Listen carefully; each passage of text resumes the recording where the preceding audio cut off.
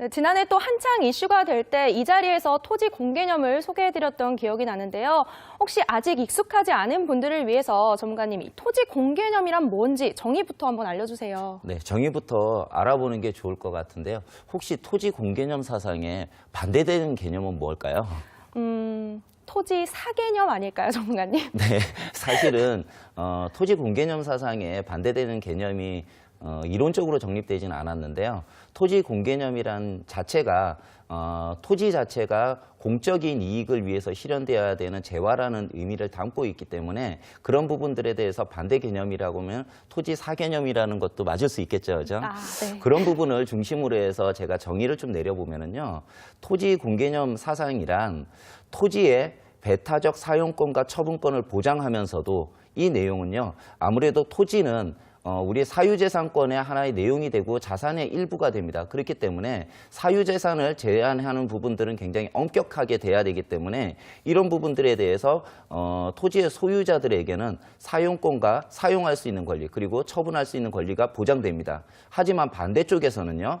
토지의 가치 자체는 공적인 이익을 위해서 공유해야 한다는 것을 의미하는 것이 토지 공개념이라고 볼 수 있고요. 그런 부분들이 토지에 대해서는 다른 물자보다도 더 강력한 공적 개입이 필요하다는 인식을 토지 공개념 사상이다. 이렇게 보시면 좋을 것 같습니다. 네, 토지는 공공의 이익을 위한 것이다라는 이 토지 공개념의 정의부터 살펴봤는데요. 이러한 이 토지 공개념 제도를 이제는 도입하려는 이유가 또 따로 있을까요? 네, 토지 공개념 사상은요. 지금 자본주의가 굉장히 급속도로 발달하게 됨으로 인해서 토지나 자산에 대한 양극화가 굉장히 심화되게 됩니다. 그런 부분을 중심으로 해서 계속해서 이렇게 부자가 더 부자가 되고 가난한 사람이 더 가난해지는 부익부 빈익빈 제도를 좀 개선하기 위해서 나온 개념이라고 볼 수 있고요. 토지 공개념 제도의 필요성은 두 가지 정도로 요약해 볼 수 있을 것 같습니다. 그 내용을 좀 정리해 봤는데요. 첫 번째로는요.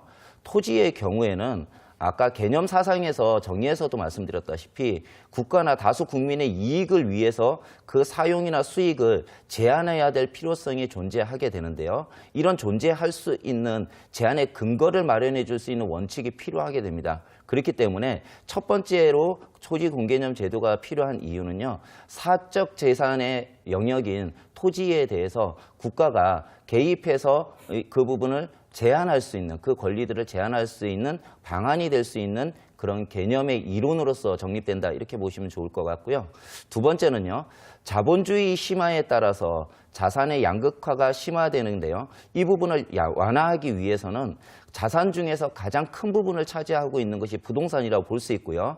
이런 이제 토지나 부동산에 대해서 만약에 이런 부분들을 좀 형평성에 맞게 하기 위한 개입 정책으로는 조세 정책이 있을 수 있을 텐데요. 이런 이제 조세에 대한 형평성을 실현할 필요성이 있기 때문에 토지 공개념이란 이론이 도입될 필요성이 있다 이렇게 보여지고요. 이런 부분들에 대해서는 다수의 경제학자들도요. 토지에 대한 부동산에 대한 세금이 경제 왜곡을 가장 적게 발생시킬 수 있는 가장 덜 나쁘지 않은 조세 제도로 인정되고 있다 이렇게 보시면 좋을 것 같습니다.